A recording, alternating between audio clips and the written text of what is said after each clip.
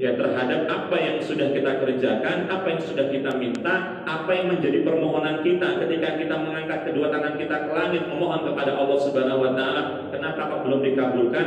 Bukan permintaannya yang salah bisa jadi, bukan permohonan salah yang jadi, tapi apa? Terkadang ada penghalang-penghalangnya.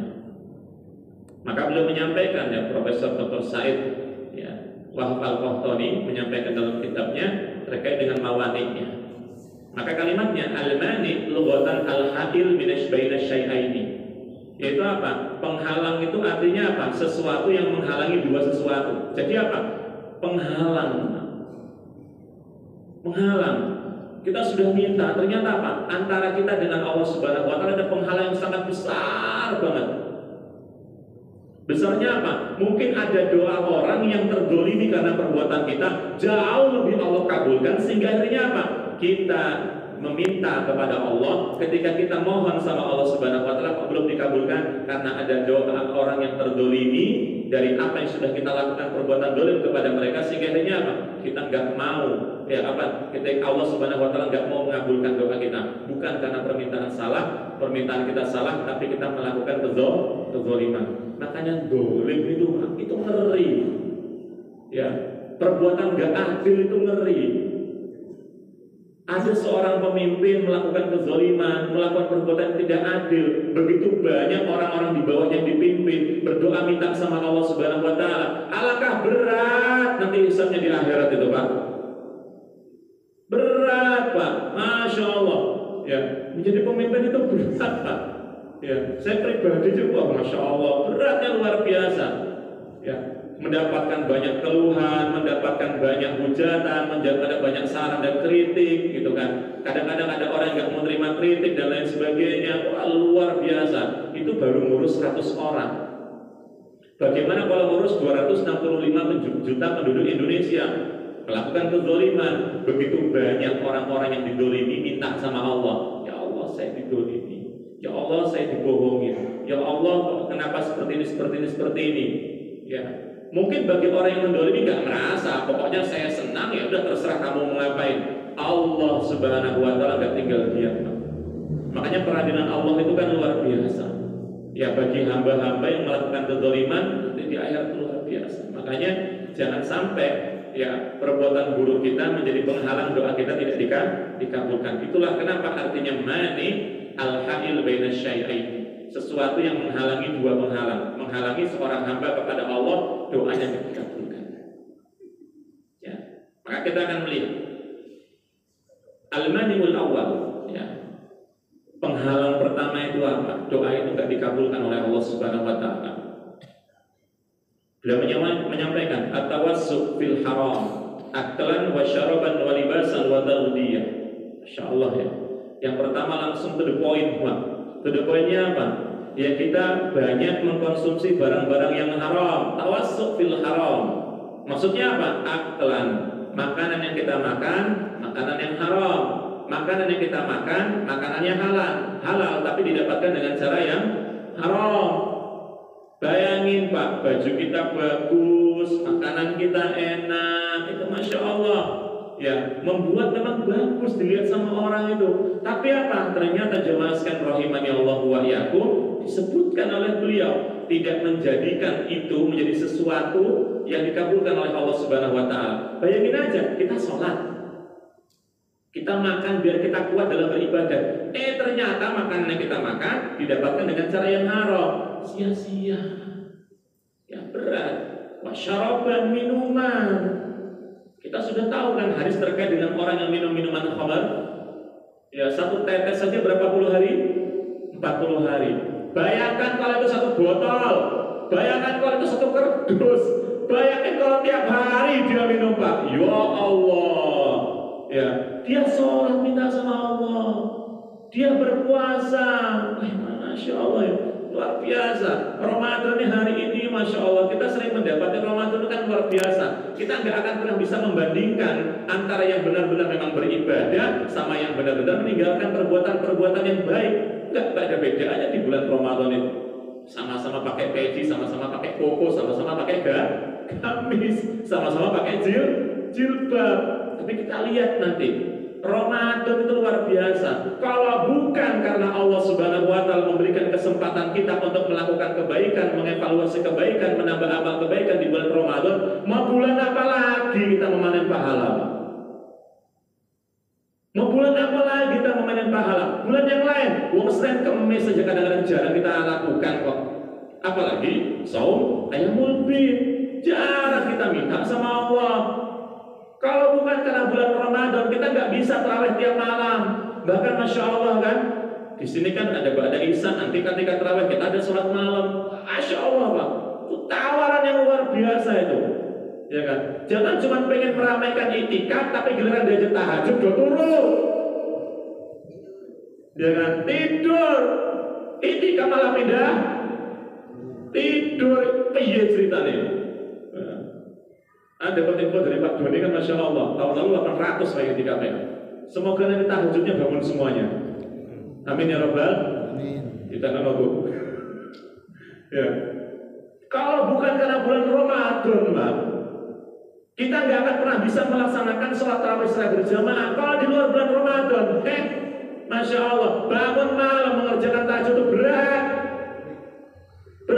Pak, berat yang luar biasa. Kalau bukan karena kesempatan bulan Ramadan di mana kita bisa berdoa, berkholwat dengan Allah, dengan banyak membaca Al-Quran, mau bulan apa lagi kita mendapatkan kesempatan tersebut? Maka ketika kita sudah bersusah payah mengamalkan amal ibadah, ternyata apa? Makanannya kita makan haram, minumannya kita minum haram. Bukan karena zatnya yang haram, tapi didapatkan dengan cara yang haram. Baju yang kita kenakan didapatkan dengan cara yang haram, mendolimi orang lain, nipu. Masya Allah, ya, nipu orang lain. Ini bagus di barangnya, ternyata barangnya dioplos. Masya Allah Pak ya. Makanya kan jemaah sekalian rahimani Allah wa iyyakum, akhirnya apa? Menjadikan penghalang. Ya, doa kita nggak dikabulkan, sholat kita nggak dikabulkan, puasa yang menjadi amal ibadah yang paling misteri, yang tidak diketahui hatta sampai Rasulullah SAW menyampaikan kan wasauli dalam hadis qudsi kan, puasa itu untukku. Kenapa? Agar kita menjadikan diri kita itu termotivasi untuk mengamalkan amal ibadah di bulan Ramadan itu semaksimal mungkin. Makanya kan saya sering menyampaikan di bulan Ramadan itu harusnya grafiknya semakin akhir semakin naik, bukan semakin lama semakin turun. Sehingga akhirnya apa? Yang sholat di masjid semakin lama jamaahnya semakin tetap. Sehingga orang yang lain kemana? Oke, alasan pertama mudik. Yang kedua mana? Masya Allah, bukan di masjid. Ternyata apa? Mall, ngabuburit, buka bersama Ustaz. Masya Allah. Boleh, boleh. Tapi ingat Pak, buka bersama itu pastikan ada tempat sholat di mana kita bisa berjamaah dalam mengerjakannya.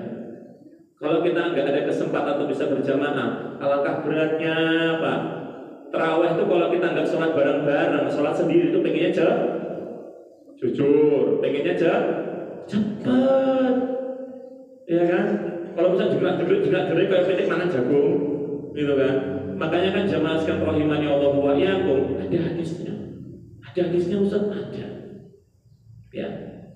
Hadisnya apa? Nah, kita lihat hadisnya. Panjang juga ternyata hadisnya. Jabir, masih lama. Mohon bersabar Pak, ini kan weekend, nggak masuk kerja kan?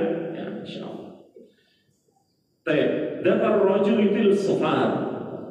Ash'anatu ash'asha akbar. Yamudu yadayhi ila sama. Masya Allah ya. Jadi disebutkan ada sebuah hadis ini riwayat Imam Bukhari Muslim kalau tidak salah. Dan ini hadisnya dari Abu Hurairah radhiyallahu anhu. Jadi ada seorang lelaki yutilus safar, dalam perjalanan safar. Bayangkan saja Pak ya, safar itu menjadi perantara doa kita dikabulkan. Jenengan mungkin safar, yuk kita ada undangan ke metro, termasuk safar Pak. Ya kan, undangan ke Mesuji, masalah jauh sekali Mesuji itu. Ya, undangan ke Palembang, oke masuk tol.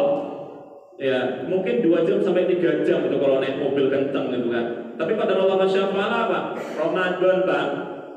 Ya, Ramadan, nggak usah ngebut bawa motor, nggak usah ngebut bawa mobil, walaupun mobilnya kan kencang, fokus, khusyuk, ya tenang aja, sampai sana dalam perjalanan yang luar biasa, ya kan? ternyata sabar itu ada doanya, dan doanya bisa dikabulkan. Perantara wasilahnya luar biasa dengan sabar. Makanya kalau jenengan sabar, apalagi pulang kampung, banyak-banyaklah berdoa memohon kepada Allah Subhanahu wa Ta'ala. Saya kemarin kalau tidak salah itu 2 minggu sebelum masuk bulan Ramadan, itu kan keluarga ngajak main ke Wiono. Dalam perjalanan bayangin Pak, 3 kali kejadian ada mobil tabrakan. Ya tahu kan jenengan dengan Wiono. Sama satu naik motor mbak-mbak itu kepleset karena saking kencengnya ngesen kanan belok kiri. Ya kan, karena pengkolan yang mau ke negeri sakti itu kan ngeri banget itu. Yang kanan mau ke masuk ke kampung Quran. Insya Allah jenengan tahu itu. Pengkolannya kan ngeri luar biasa, jatuh. Yang kanan jalan itu ada Alfamaret dari sini. Insya Allah jenengan tahu daerah situ kan. Luar biasa. Maka akhirnya apa? Yuk doa yuk. Saya naik motor berlima Pak. Bayangin, anak saya kan 3, istri saya 1. Ya, gak berani saya Pak. Ya, dalam perjalanan naik motor, motor cuma motor Vario, alhamdulillah muat gitu. Saya bayangin kalau nanti anak sudah SMP itu gimana ceritanya, taruh ke mana gitu kan. Dalam perjalanan akhirnya apa? Ada kecelakaan, akhirnya apa? Ya banyak doa yuk, banyak doa kata istri kan. Doa kita, walaupun mungkin dari sini ke Wiono itu nggak jauh, tapi dalam perjalanan kita berjumpa dengan sesuatu yang luar biasa. Kalau bukan karena doa, mungkin bisa jadi kita juga sama halnya dengan kejadian saudara kita kecelakaan itu. Makanya dalam perjalanan itu Pak, doa itu luar biasa mustajab.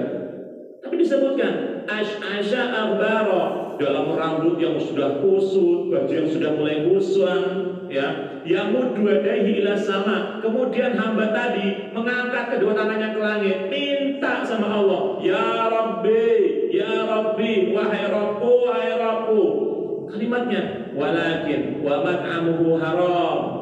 Akan tapi kata Rasulullah SAW, makanannya haram,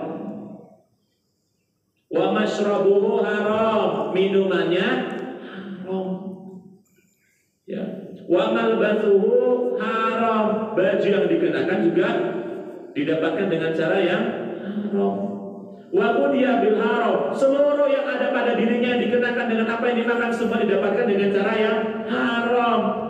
Fa'anna yustajabu dzalik, kata Rasulullah SAW. Maka bagaimana doanya bisa dikabulkan? Gimana doanya bisa dikabulkan? Makanya ayo Pak, bulan Ramadan ini kita mulai memilah dan memilih. Salah satu di antara sarana agar kita bisa mensucikan harta yang kita miliki dan kita dapatkan, walaupun kita nggak mendolimi orang lain, kan ada. Satu, kita harus zakat toh. Ada yang kita keluarkan dari apa yang kita miliki. Kita zakat, nggak besar zakat itu Pak. Dengan jajan anak kita pun nggak besar Pak. Ya kan, beras 5 kilo pinter, 70.000. Ya kan, 75.000 yang agak lebih bagus sedikit. 5 kilo, itu udah 2 orang. Ya kita ambil standar yang paling simpel aja, gitu kan. 4 orang, 150.000, kecil. Kata Ustaz itu kecil, bagi kami berat Ustaz. Ya kalau jenengan memang sudah merasa berat banget, ya sudah, memang kalau nggak mampu ya sudah, nanti dapatkan mustahil. Masya Allah Pak, cukup sampai seluruh. Belum, bulan Ramadan itu apa kata Rasulullah SAW? Man fatara sha'iman falahu ajrun mislu ajrin fa'ilihi la yanqusu min ujrihim syai'a. Ada fatara sha'iman, memberikan iftar kepada orang-orang yang berpuasa. Ya, memberikan makan kepada orang yang berpuasa. Bayangin Pak, amal ibadah yang pernah ditanyakan oleh sahabat kepada Rasulullah SAW. Salah satu di antaranya apa yang paling abdul? Tut'imut ta'am, memberikan makan kepada orang yang membutuhkan makanan. Orang yang dalam keadaan berpuasa ketika menjelang berbuka, yang dia butuhkan pertama kali apa? Baju? Enggak toh, makanan kan, minuman kan. Masya Allah, kita persiapkan. Ustaz saya nggak bisa, tapi saya akan membantu, ya dapat pahala juga. Ya, bayangin Pak, dengan sedekah itu juga bisa mensucikan harta yang kita miliki. Kita dapatkan dengan cara yang mungkin bukan mendolimi orang lain, tapi bagaimana mensucikan harta kita sehingga akhirnya apa? Timbangan di langit itu menjadi semakin berat. Dengan harta yang kita miliki, itu kita bisa zakatkan, bisa kita sedekahkan, bisa kita infakkan. Makanya Ramadan ini menjadi faktor penentu terhadap apa yang sudah Allah titipkan kepada kita. Kalau kita bisa melakukan sesuatu yang jauh lebih baik lagi, maka minimal ketika Allah titipkan harta kepada kita, ayo kita berbagi. Ya, nggak usah yang mana-mana, Pak.